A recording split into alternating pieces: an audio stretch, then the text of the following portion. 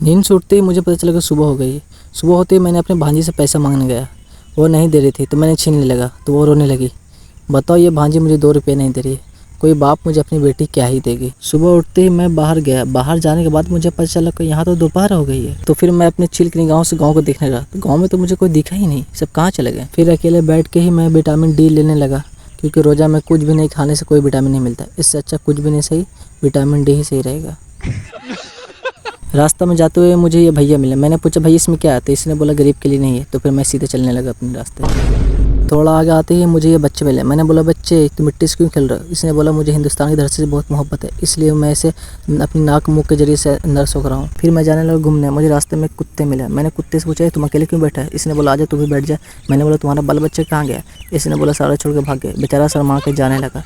पता इस वफादार कुत्ते के गद्दार बेटा निकल गया, हमारे माँ बाप हमसे मत लगाए बैठे हैं। फिर मैं आगे जाने लगा घूमने के लिए। फिर मैंने देखा ये क्या, नए रोड में तो गड्ढे हो गए हैं, ये स्पेस टेक्नोलॉजी से बना हुआ रोड, इसमें टेक्नोलॉजी दिख नहीं रहा, बस स्पेस आ गया। फिर मैं भी अपने भारतीय होने का सबूत देते हुए सड़क किनारे से उठाया एक मुट्ठी मिट्टी और इस गड्ढे में डालने लगा। इस देश में 144 करोड़ आबादी आता, सारे एक एक मुट्ठी डालेंगे तो हमारे देश का गड्ढा भर जाएगा। ऐसे भी ये सरकार तो काम करने रही है, तो हमें ही करना पड़ेगा, क्यों नहीं एक मुट्ठी इस सड़क का नाम, बस तुम मार मत देना।